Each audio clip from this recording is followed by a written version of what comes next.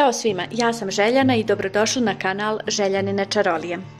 Danas za vas imam jednu prazničnu tortu, to je moja omiljena torta iz djetinjstva koju mi je mama pravila za svaki rođendan.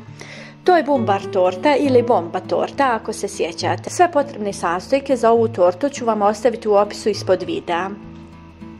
Vrlo se jednostavno pravi, potrebno je odvojiti žumanca od bjelanaca, žumanca umutimo sa šećerom, dodamo prezlu i orahe i napravimo koru. Žumanca je potrebno umutiti pjenasto kako bi nam kora bila vazdušasta. Koru pečemo na nekih 200 stepeni 10 minuta da se usuši. U ovu koru ne ide ni brašno, ni mlijeko, ni ulje. Dakle, pravimo je od žumanaca, prezle i oraha.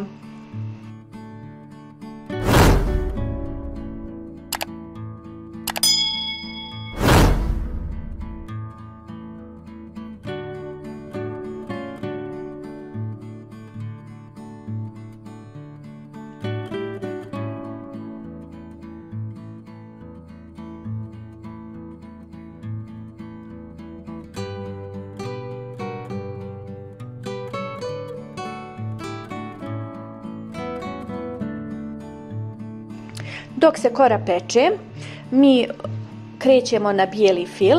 To je potpuno isti fil kao i za šampitu. Dakle, potrebno je umutiti bjelanca u čvrst snijeg sa šećerom, a ovamo pripremiti agdu ili zaliv. Ono što vam je potrebno da bi vam ovaj fil uspio je da se agda dobro ušpinuje. Ukoliko vam se ovaj zaliv ili agda nije dobro ušpinovao, vama fil od bjelanaca ili šaum od bjelanaca neće uspjeti. Kada zaliv ušpinujete dobro, ovaj fil će vam sa sigurnošću, tvrdim, trajati 4 do 5 dana ukoliko kolač ne pojedete ranije. Dok se bjelanca mute, potrebno je umutiti šećer u prahu sa margarinom.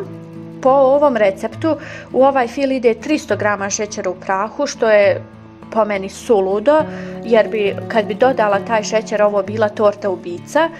Ja sam šećer smanjila na nekih 10 kašika. U taj fil sam dodala plazmu i 2 šolje mlijeka.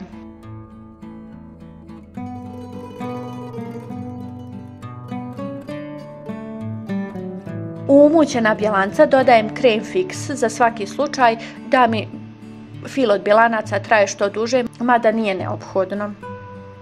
Evo, pogledajte kako su čvrsto umućena bjelanca.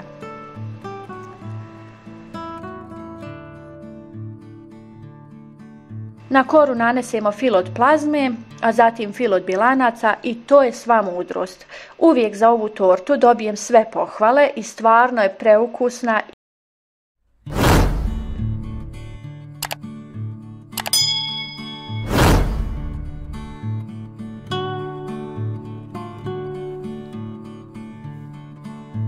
Ukoliko vam se ovaj video dopao, lajkujte ga, podijelite ga sa prijateljima, a mi se vidimo u nekom novom receptu. Do tada, veliki pozdrav!